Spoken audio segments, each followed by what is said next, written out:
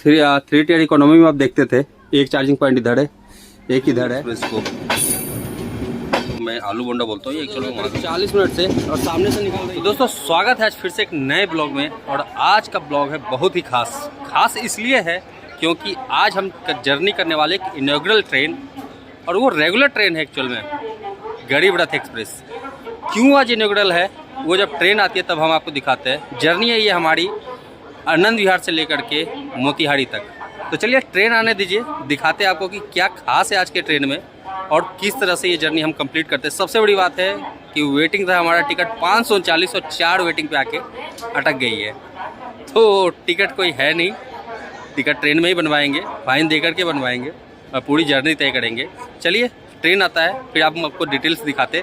बाकी हमारे साथ कुछ और भी भाई हैं जो कि रेगुलर ब्लॉगर हैं, ब्लॉगर बबुआ, आपने नाम सुना होगा। साथ में रेल ज्ञान कोश के संदीप भाई, उनको भी ढूंढते हैं, अभी दिखाई दिए थे, ढूंढते कहाँ पे है, उनके साथ भी थोड़ा सा हम वीडियो शूट करते हैं। चलिए ट्रेन आने दीजिए। फाइनली ट्रेन आ गई WB4 इंजन के साथ और ट्रेन नंबर है 12212 LHB रेक गरीब रथ। पहली बार आप देख रहे हो, अभी नाम भी नहीं लिखा गया इसके ऊपर। और फाइनली आज से इंट्रोड्यूस किया गया है जितने भी गरीब रथ है जो कि बिहार को जोड़ते हैं, सब में LHB रेक को। और ये है इकोनॉमी क्लास, नॉर्मल AC जो होता है वो नहीं है, इसके अंदर इकोनॉमी क्लास को इंट्रोड्यूस किया गया है। और शानदार कोच। चलिए मेरा तो किसी में कोच में कोई टिकट है नहीं, फिर भी चलते हैं। एक भाई और मिले नॉर्दर्न ब्लॉगर जो कि ब्लॉगिंग ही करते हैं, उनके साथ सफ़र करने वाला हूँ। संदीप भाई कहीं दिख नहीं रहे, कहाँ गए। और सामने में दिख रहे हैं आपको ब्लॉगर बबुआ के जो ब्लॉगिंग करते हैं। तो चलिए कोच में चलते हैं। तो भाई फाइनली चकाचक कोच, और ये है पूरा का पूरा इंटीरियर।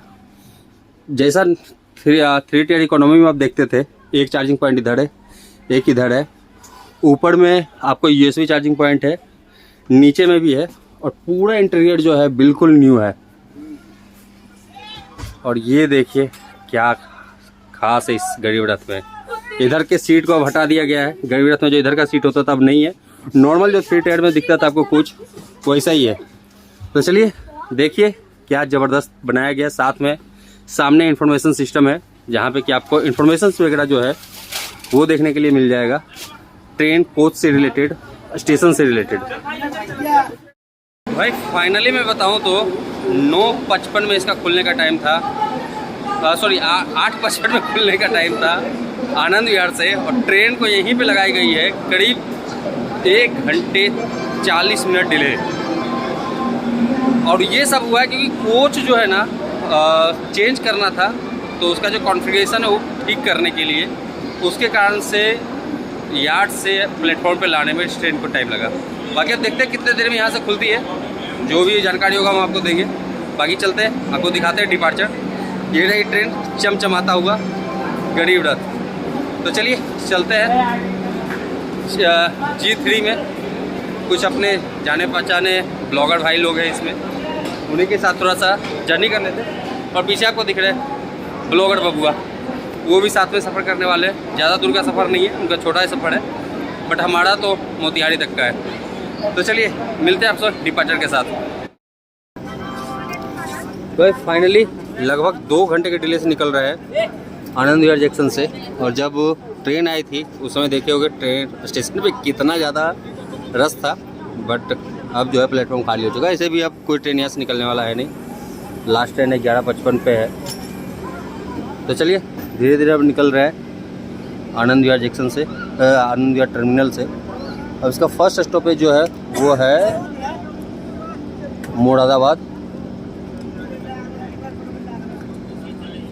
तो अगर जगह रहा, सीट मिला, जगह रहा तब तो फिर दिखाते हैं, नहीं तो फिर मिलते हैं मॉर्निंग में जहाँ पे भी नींद खुलता है।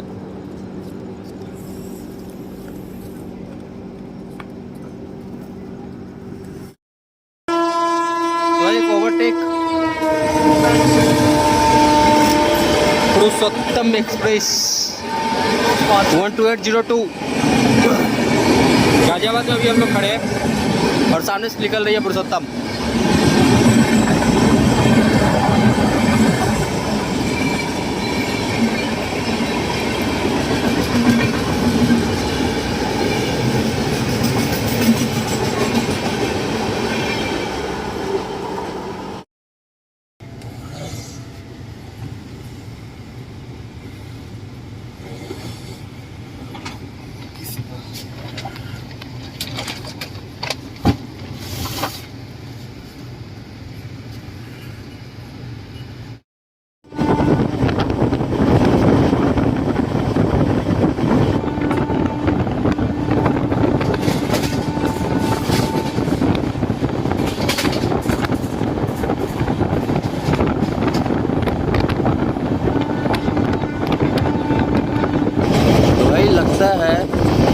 का फसल अब कटने के लिए तैयार है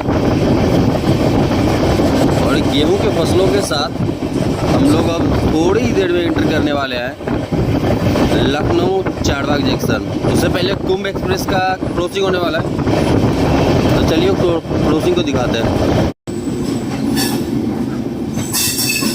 तो अभी बिल्कुल स्लो में स्किप कर रहे हैं आलमनगर, जो कि एक्चुअल में लखनऊ में ही आता है, और यहीं पे कहीं एक क्रॉसिंग होना है कुंभ एक्सप्रेस का, बट लगता है सामने में प्लेटफॉर्म इसके चक्कर में हो नहीं पाएगा, फ्रेट ट्रेन वगैरह खड़ी है।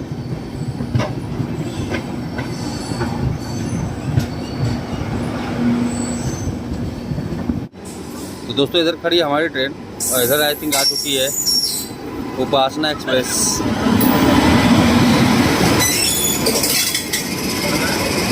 हाँ राइट, उपासना एक्सप्रेस, और उसका रेट शेयर होता है कुंभ एक्सप्रेस के साथ। कुछ टाइम पहले ही इसको दिया गया LHB का रेट, पहले इसमें भी ICF ब्रेक लगा हुआ था। बहुत इम्पोर्टेंट ट्रेन है ये, जो कि कलकत्ता हावड़ा को उत्तराखंड से जोड़ता है। तो अभी दोस्तों लखनऊ जंक्शन से पहले हम लोग ओवरटेक कर रहे हैं आई थिंक दून एक्सप्रेस को। हावड़ा ओन योग नगरी ऋषिकेश।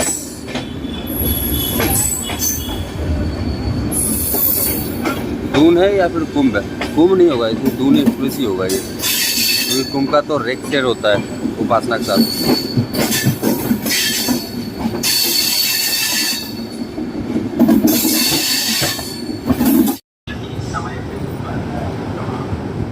तो फाइनली इंटर कर लिए लखनऊ जंक्शन, जिसको कि लखनऊ बड़ी लाइन भी बोला जाता है, और एक उधर है दूसरा जो छोटी लाइन है। छोटी लाइन कहने के लिए है, एक्चुअल में छोटी लाइन है नहीं, ब्रॉडगेज है वो भी। और ये है एनआर जंक्शन भी बोलते हैं, बड़ी लाइन भी बोलते हैं, और चारबाग भी बोलते हैं।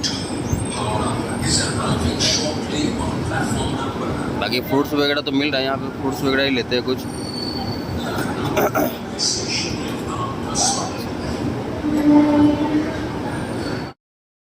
तो फाइनली भाई पहुँच गए लखनऊ जंक्शन एनआर, जिसको कि चारबाग भी बोलते हैं, बड़ी लाइन बोलते हैं, जैसा मैं आपको बता रहा था। 9 प्लेटफॉर्म का स्टेशन है, डिवीज़न है खुद में, यूपी का कैपिटल। जी हाँ, योगी जी यहीं बैठते हैं। बाकी बहुत सारी लाइन यहाँ से निकली है। शाहजहाँपुर के लिए जिस लाइन से हम लोग आ रहे थे उधर के लिए है, सीतापुर के लिए लाइन निकली है, अयोध्या के लिए गया हुआ, गोंडा, कानपुर, रायबरेली, इतने सारी लाइनें जो है यहाँ से इम्पोर्टेंट निकली है। और सारे के सारे लाइन जो है इम्पोर्टेंट है लाइन है, ऐसा नहीं है कि कोई छोटी मोटी लाइन है, सारे इंपॉर्टेंट लाइन है यहाँ से। बाकी बहुत सारी ट्रेनों का स्टॉपेजेज है। 2 जंक्शन यहाँ पे पड़ता है, एक बताया जैसे छोटी लाइन है जिसको कि NER बोलते हैं, नॉर्थ ईस्टर्न रेलवे, और ये आता है नॉर्थर्न रेलवे के अंदर। तो अच्छा खासा बड़ा सिटी है, नामी सिटी है। बाकी बाहर अगर आप निकलते हो इधर से तो बगल में ही आपका चारबाग मेट्रो स्टेशन है, और खाने पीने का सुविधा भी बाहर में भी है, स्टेशन पे भी है। ऐसे 6 नंबर प्लेटफॉर्म पर है, ज़्यादा कुछ दिखा नहीं है मुझे, देखते हैं कुछ पानी वगैरह का बोतल ले लेते हैं। बाकी फ्रूट्स वगैरह पीछे साइड में, आगे साइड में कुछ नहीं दिख रहा। तो देखते हैं 10 मिनट का स्टॉपेज है तो कुछ ना कुछ तो लेते ही है, और डिपार्चर के साथ मिलते हैं। बाकी ट्रेन भाई यहाँ पहुँची है 3 घंटे 15 मिनट डिले, 10 मिनट का स्टॉपेज है। ऐसे इसके बारे में बताओ तो 12212 गरीब रथ एक्सप्रेस, जो कि आनंद विहार से खुलने के टाइम तक रात को 8:55 और दूसरे दिन पहुंचाती है शाम में करीब 6 बजे के अराउंड में पहुंचाती है, आपका साढ़े 4:30 बजे के अराउंड में पहुंचाती है मुजफ्फरपुर। करीब 1078 किलोमीटर की दूरी है, जो कि 12 स्टॉपेज के साथ हम लोग तय करते हैं। बट आज तो ट्रेन ही बहुत ज़्यादा डिले है। तो चलिए लेते पानी का बोतल लेते हैं, बाकी कुछ खाने पीने के लिए लेते हैं। तो भाई फाइनली संदीप भाई मिले यहाँ पे, बिल्कुल पीछे साइड में उनका कोच था। ढूंढते ढूंढते नाइट में तो वहाँ पे दिख नहीं रहे थे, और हमारा डिपार्चर हो चुका है लखनऊ जंक्शन से। बिल्कुल पीछे आए हुए कोच है 19 G19। जैसा कि मैंने रात में आपको बताया था कि G16 होता था पहले, इसको एक्सटेंड करके G20 कर दिया गया। अभी 19 नंबर कोच में, और जाना है G3 में। तो चलिए चलते हैं अब यहाँ से बिल्कुल आगे।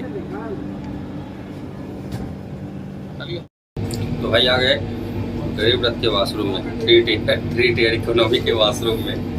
और ये जो कोच है ये बहुत पुराना कोच है, 2020 का कोच है ये इकोनॉमी, सॉरी 2021-22 का कोच है ये इकोनॉमी का। सामने ज़्यादा कोई साफ़ सफाई देखने के लिए नहीं मिल रहा है। यहाँ पे लिक्विड है, इसमें लिक्विड बड़ा बड़ा है, ये आपका टैप वाला है लेकिन पानी आ रहा है। चलिए, इधर लिक्विड वाला टूटा पड़ा है, ये एग्जॉस्ट हो गया, ये भी एग्जॉस्ट हो गया, ये लाइट। ज़्यादा कोई साफ़ सफाई नहीं है। नीचे दिखाओ तो बिल्कुल गंदा है, बिल्कुल साफ़ सफाई देखने के लिए नहीं मिल रहा है स्टेट में। तो गरीब रथ के कोचेज तो चेंज किए गए, मेंटेन फिर भी नहीं है। तो आप सोच सकते हो आने वाले टाइम में इस कोच का क्या स्थिति हो सकता है। जबकि पुराना वाला जो गरीब रथ था वो इतने साल चलने के बावजूद भी थोड़ा मेंटेन में था। जब ये कोचेज इतने साल चलेंगे तो पता नहीं कोचेज पर क्या होगा। तो चलिए, फ्यूचर बताएगा इस ट्रेन के कोचेज का। बट अभी जो कंडीशन है वो मैंने आपको दिखा दिया है। बाकी मेरे कोच का कंडीशन थोड़ा ठीक है क्योंकि वो 2023 का कोच है, तो वहाँ का कंडीशन थोड़ा ठीक है। वो भी मैं आपको शाम तक रिव्यू देता हूँ आपको। तो दोस्तों, ये एक लाइन है जो आई थिंक यहाँ से निकल जाती है पीछे से शाहजहाँपुर के लिए। भाई सही से आइडिया नहीं, एक बार मैं देख करके बता दूंगा क्योंकि एक बार मैं मोर ध्वज का मैं एक जर्नी किया था, तो आई थिंक यही सी रूट की से सहाड़ गया था। तो मैं बता दूंगा आपको देख करके कि ये रूट आखिर कहाँ जाता है। बाकी चलिए, किसी ट्रेन का ओवरटेक होने वाला था लेकिन निकल गई, इसीलिए गेट पे आया तो मुझे दिख गया ये लाइन। तो ये लाइन दिखा तो मैं आपको बता दिया। अच्छा कर्व है यहाँ पे, अगर आप देखो बहुत ज़्यादा कर्व है इस साइड में। और सामने यहाँ से भी जो है कोई लाइन बनने वाली है, जहाँ पे पहले कोई लाइन थी जिसको हटा दिया गया है क्योंकि इसके पोल्स जो है अभी तक लगे पड़े हैं।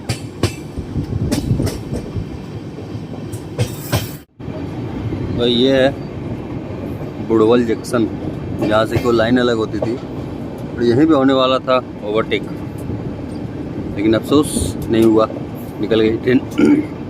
आई थिंक चंडीगढ़ छपड़ा था। और यहाँ पे भी ऐसा ना हमारी ट्रेन को रोक दिया जाए क्योंकि पीछे सिग्नल पे भी रोका गया था।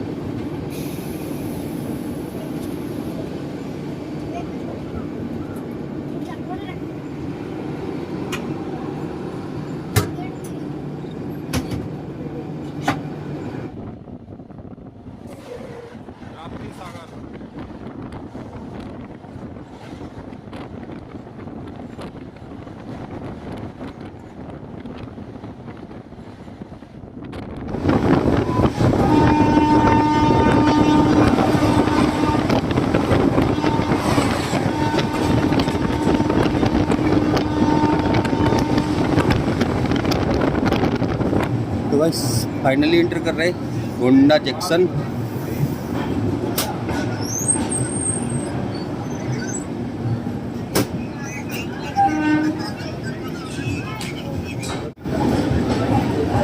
तो सामने से निकल रही है सहरसा, अमृतसर सहरसा जनसाधारण। अच्छा खासा स्पीड पकड़ लिया निकलते के साथ, और रस ज़्यादा दिख नहीं रहा है ट्रेन में।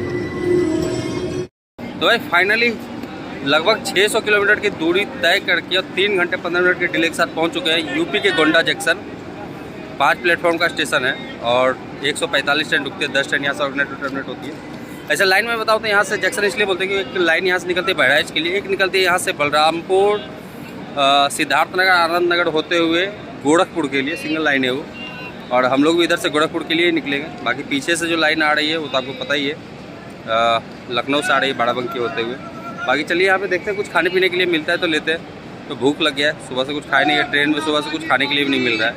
लंच वगैरह का ऑर्डर लिया है लेकिन मैं ऑर्डर किया नहीं हूँ क्योंकि ट्रेन का ऐसा कुछ खाने का मूड है नहीं। तो चलिए 5 मिनट का स्टॉपेज है।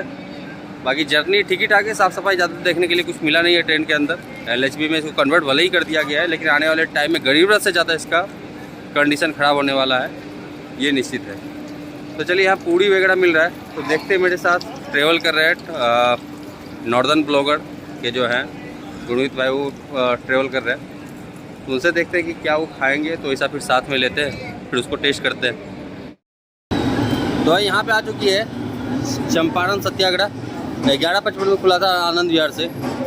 और आप देख लो राइट टाइम पहुंची है ऑलमोस्ट यहाँ पे। और हमारी ट्रेन उससे कहीं पहले पहुंची खुली थी और अभी भी यहीं पहुंची है। चलिए सामने लगी है, चलते हैं कोच के अंदर।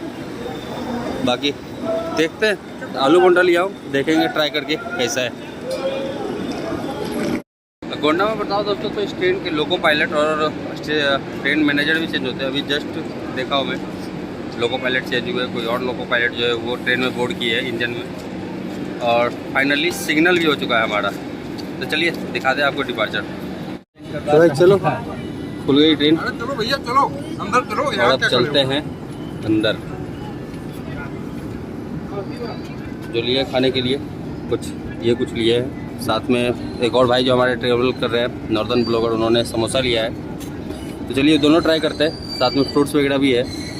तो कुछ चीज़ें जो यहाँ पे खाने के लिए ले लिया है हम लोगों ने, तो उसको ट्राई करते हैं, देखते हैं आखिर कैसा है। सामने खड़ी है वही चंपारण सत्याग्रह।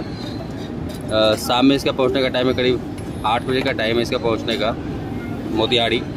और 9 बजे वहाँ से ये निकल लेती है।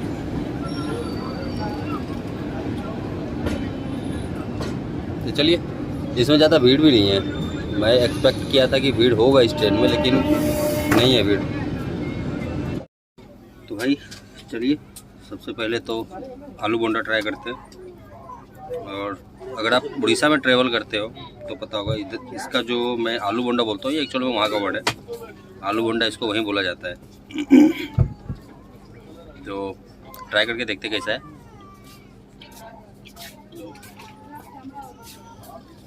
जब लिया था उसी समय हल्का गर्म था, बट स्वादिष्ट है, थोड़ा खाने में भी सही लग रहा है। और ऑयली तो होता ही है कड़ी है, तो ये नहीं बोल ही नहीं सकते कि ऑयली ज़्यादा है, क्योंकि ऑयली होता ही है। और साथ में समोसे हैं, तो इसको भी ट्राई करके देखते हैं। समोसा कितने का दिया था? 20 रुपये का 3 पीस। अच्छा, तो समोसा हमारे साथ भाई साहब लेकर के आए थे और आलू बोंडा मैं लेकर के आया था। तो 20 में मुझे भी चाट मिला और 20 में समोसा 3 मिला। तो चलिए, समोसा का क्वांटिटी जो है छोटा, बहुत छोटा है। क्वालिटी भी टेस्ट कर लेते हैं।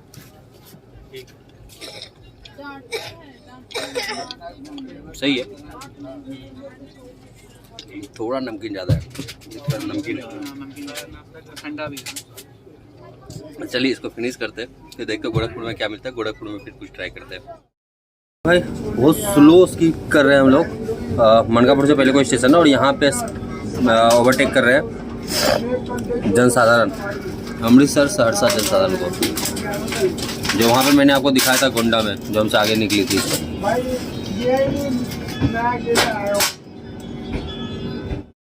भाई कोई जिलाही करके स्टेशन है, जहाँ पे कि ला करके ट्रेन को खड़ा कर दिया गया है। दूसरे साइड में लगी है जनसाधारण। मुझे लगा जनसाधारण को यहाँ से ओवरटेक करेंगे हम लोग, लेकिन ऐसा नहीं है, उधर खड़ी है। इसके जस्ट आगे है मथुरा छपरा एक्सप्रेस।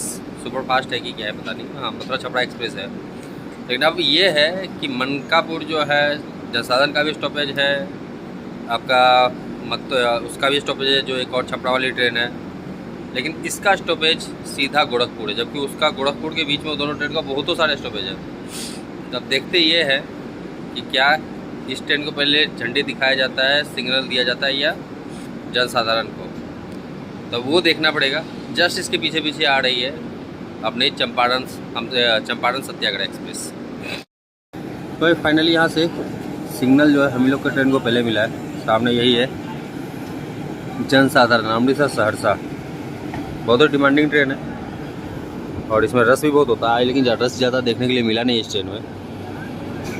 और इसके जस्ट पीछे है चंपारण सत्याग्रह, तो वो भी देखते हैं। यहाँ पे आकर के वो भी रुकेगा, तो अब ये भी उससे आगे निकलती है, क्या निकलती है वो पता चलेगा। बाकी अब हमारे पीछे आगे से एक ट्रेन है मथुरा छपरा एक्सप्रेस। चलिए, लुधियाना सेट का WAP7।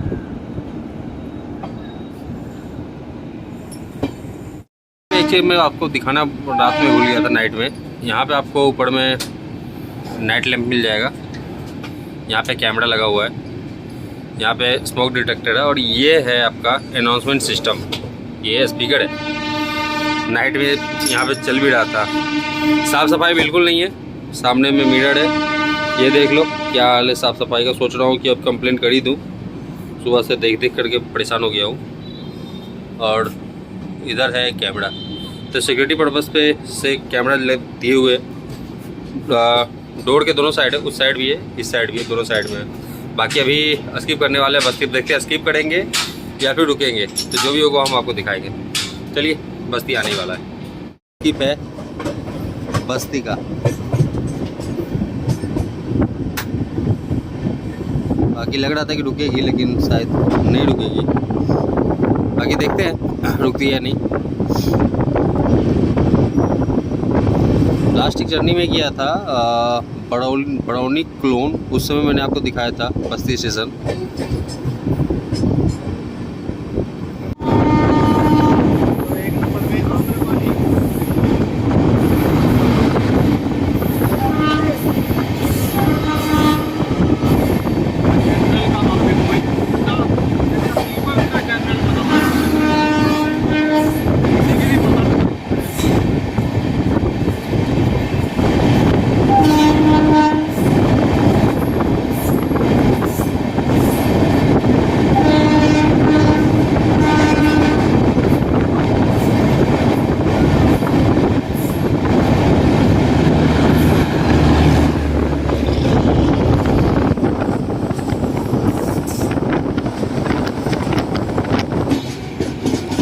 तो भाई सहजनवा पे रुके हुए करीब 40 मिनट से, और सामने से निकल रही है राप्ती सागर, जो कोच्चिवली से गोरखपुर के बीचों चलती है। और इससे पहले निकली है चंपारण सत्याग्रह, जो आपको हम दिखाए थे गोंडा में। तो चलिए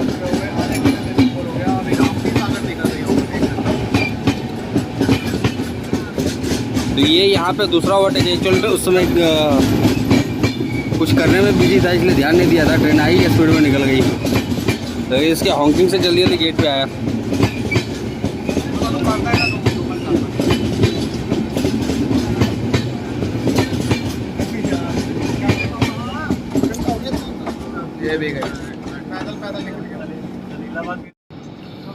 तो है फाइनली 2 ओवरटेक लेने के बाद और 40 मिनट रुकने के बाद हम निकल चुके हैं सहजनवा से, और यहाँ पर ट्रेन रुक गई लगभग 40 मिनट। मेन लाइन पर ट्रेन को रोका हुआ था और इस लूप लाइन से ट्रेनों का ओवरटेक हो रहा था। 2 ट्रेन, जिसमें पहला था चंपारण सत्याग्रह, जो कि हमारे रूट से जाने वाली है, मोतिहारी तक जाती है, और दूसरा उसके पीछे आ रही थी कोच्चिवली गोरखपुर राप्ती सागर। तो चलिए निकल लिए। बाकी अब इस जर्नी में खास मज़ा नहीं रहा है, जब इतना ट्रेन डिले होता है। और गरीब रथ जैसे ट्रेन को अगर आप डिले करते हो, क्योंकि बहुत सारे रूट पर गरीब रथ को प्रायोरिटी दिया जाता है, लेकिन यहाँ पर प्रायोरिटी देखने के लिए मिला नहीं है। सामने ही लोको है, इसलिए हॉकिंग बड़ा सुंदर सा सुनाई देगा आपको।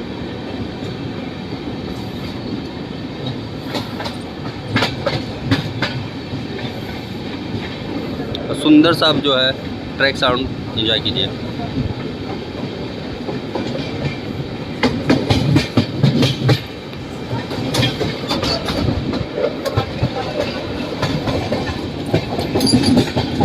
और ये किसी ज़माने का यहाँ का जूट मिल हुआ करता था, जो कि शट डाउन कर दिया गया, शायद, कंफर्म नहीं हूँ, लेकिन जो हाल खस्ता हाल उसको देख करके यही लग रहा है।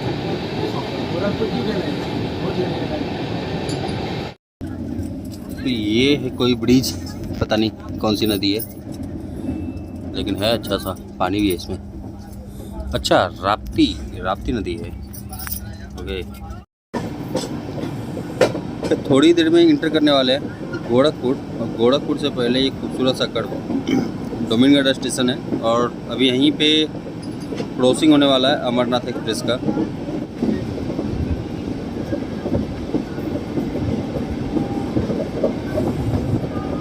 बिल्कुल कड़घो रखता है, टेल तक नजर आ रहा है।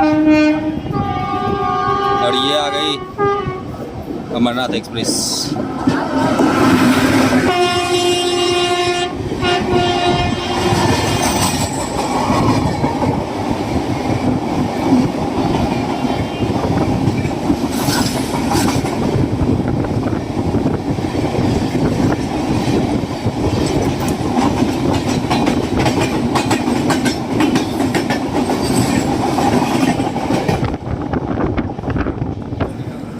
फाइनली एंट्री कर रहे गोरखपुर जंक्शन। और बताइए गोरखपुर किस लिए मशहूर है, चाहे वो रेलवे के नियम से हो, चाहे वो पॉलिटिकली हो। और अच्छा खासा ट्रेन जो है डिले हो चुका है।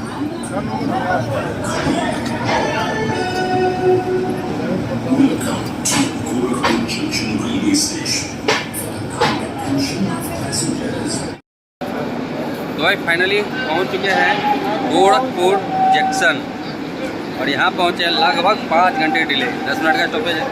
बाकी 745 लगभग 750 किलोमीटर का जर्नी तय किया है हम लोगों ने। नामी जंक्शन सबको पता है, किस लिए नामी है आप लोग भी बताइए कमेंट में। बहुत लोगों का वीडियो आप देखते हो, लगभग हर लोग बताते हैं, तो कमेंट में बताइए क्यों नामी है। बाकी यहाँ पे 10 प्लेटफॉर्म है, 161 ट्रेन रुकती है, सॉरी 120 ट्रेन रुकती है और 61 ट्रेन यहाँ से ऑलरेडी टर्मिनेट करती है। हमें अभी नॉर्थ ईस्टर्न रेलवे जोन के अंदर, बाकी लखनऊ NR डिवीज़न के अंदर, बाकी लखनऊ NER डिवीज़न के अंदर। तो ये थी छोटी सी जानकारी। खाने पीने के लिए सब कुछ मिल जाएगा यहाँ पे। बाकी देखते हैं कि आप ले सकते हैं खाने पीने के लिए, तो जो मिलता है लेते हैं खाते हैं, क्योंकि सुबह से तो वही समोसा और आलू बंडा खाए थे। यहाँ पे देख लेते हैं क्या मिलता है, वो भी लेकर के खाते हैं। बाकी ट्रेन भाई बहुत ज़्यादा डिले हो चुका है, मुझे लगता है 9 बजे से पहले ये मोतिहारी नहीं पहुँचाने वाला। तो भाई फाइनली 10-15 मिनट के स्टॉपेज के बाद निकल चुके हैं गोरखपुर जंक्शन से। और सोच रहा था यहाँ पे फ्रूट्स वगैरह कुछ और लेकर के खाता, लेकिन फ्रूट्स मिला नहीं, तो उसी में पानी का बोतल ही ले लिया, क्योंकि जर्नी में पानी चाहिए और उधर लोकल पानी मिलता है, रेल नहीं मिलता। अब ये यहाँ से अलग हो जाएगा, एक लाइन यहाँ से निकल जाएगा सीधा सिवान के लिए, एक लाइन निकलेगा जिधर से हम लोग अभी निकलेंगे कप्तानगंज के लिए, और एक लाइन यहाँ से निकलता है नौतनवा के लिए। तो चलिए चलते हैं अंदर ही, गर्मी बहुत है इधर।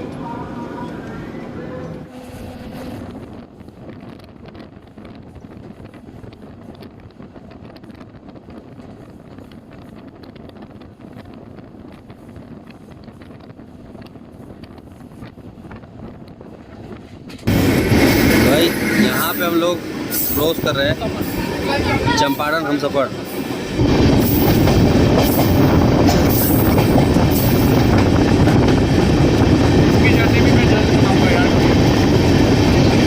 मस्त ट्रेन है, कटिहार से आनंदवाड़ी के बीच में चलती है।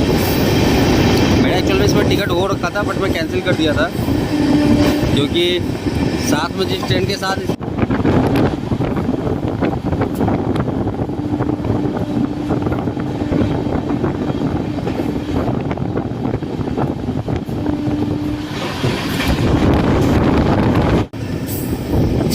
क्या खूबसूरत सा सनसेट है। और थोड़ी ही देर में हम लोग क्रॉस करने वाले हैं गंडक रिवर को, और जहाँ से अभी तक हम लोग यूपी के अंदर थे, अब एंट्री करने वाले हैं बिहार। तो ये रहा गंडक का निचला हिस्सा। चलिए दिखाते हैं आपको ये पूरा का पूरा रिवर, बट एंजॉय कीजिए थोड़ा सा, खूबसूरत सा इवनिंग।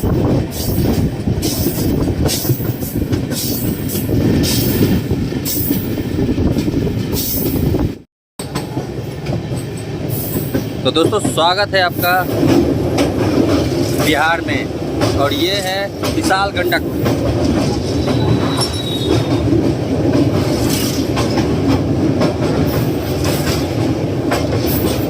बिहार की 2-3 नदियाँ, कोसी, गंडक और गंगा, और ये गंडक उसी में से एक है। आप देख सकते हो नीचे नौका भी चल रहा है, शायद कोई मंत्री जी हैं, नहीं शायद किसी कोई डेथ की है, कुछ तो है।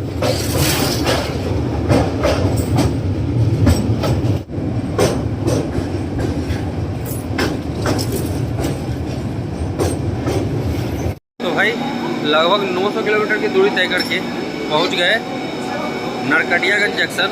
और जंक्शन इसलिए है क्योंकि यहाँ से एक लाइन निकलती है रक्सौल के लिए। और भाई अब मन नहीं कर रहा वीडियो बनाने का, थक गया हूँ बहुत ज़्यादा। दिमागी तौर पे भी, शरीर से थका ही थका हो, दिमागी तौर से भी है। ऐसे जो टिकट नहीं बनाता वो मैं टिकट बनवाया था ट्रेन में, लगा था 1380 रुपया फाइन के साथ। बाकी सीट भी उन्होंने दे दिया था लखनऊ तक के लिए, तो रात भर सो करके आया था। करीब 1:30-2 बजे उन्होंने सीट दिया था, उसका सोया था भाई। 6 प्लेटफॉर्म का स्टेशन है, 44 ट्रेन रुकती है, 12 ट्रेन यहाँ से ऑर्डिनेट और टर्मिनेट होती है। अच्छा खासा नाम है जंक्शन का। और ऐसे पश्चिम चंपारण डिस्ट्रिक्ट के अंदर आता है ये जंक्शन। और अब एंट्री कर चुके हैं ईस्ट सेंट्रल रेलवे और डिवीज़न है समस्तीपुर। तो चलिए यहाँ पे देखते हैं कुछ है क्या खाने पीने के लिए लेते। तो फाइनली निकल लिए और यहाँ पे मिल रहा है लौंगलता, वाह, बिहार का मिठाई। तो फाइनली निकले नरकटियागंज से और अब धीरे धीरे जो है यात्रा समाप्त होने की ओर है। यहाँ पे कुछ और भी मिल रहा है, पता नहीं क्या क्या है, कुछ और भी नमकीन सामान मिल रहा है खाने के लिए। बाकी 6 प्लेटफॉर्म का स्टेशन है, तो अच्छा खासा बड़ा स्टेशन है। अमृत भारत भी रुकी हुई थी, पता नहीं कहाँ रुकी हुई है यहाँ पे। अब तो खैर निकल गई क्योंकि टाइम हो चुका है 7:36 और उसका यहाँ से 7:30 खुलने का टाइम है।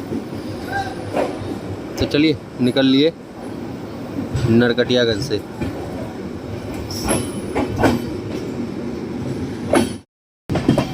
तो भाई फाइनली एंट्री कर रहे हैं हम अपना फाइनल डेस्टिनेशन मोतिहारी, बापूधाम मोतिहारी। और ट्रेन के बारे में बताऊं तो भाई बेकार है बिल्कुल, ना साफ़ सफाई है ना फैसिलिटी है। फाइनली 5 घंटे 30 मिनट की देरी से पहुंच चुके हैं बापूधाम मोतिहारी। और एक्सपीरियंस के बारे में बताऊं तो बिल्कुल बेकार है। इस ट्रेन को बिल्कुल भी कहीं प्रायोरिटी नहीं है इस रूट पे। नॉर्मल एक्सप्रेस ट्रेन तक इसको ओवरटेक किया है, सुपरफास्ट की तो क्या करना है। बाकी चलिए साफ़ सफाई भी नहीं है। अगर 250 तक वेटिंग तक होता है ट्रेन में मिलता है तो आप कंफर्म टिकट ले लीजिए, कंफर्म होने के चांसेस बहुत सारे हैं। 250 वेटिंग तक कंफर्म हो सकता है। बाकी इस जर्नी को यहीं पे ख़त्म करते हैं, मिलते हैं किसी नए ट्रेन में किसी नए डेस्टिनेशन के साथ किसी नए तरीके से। तब तक के लिए जय हिंद।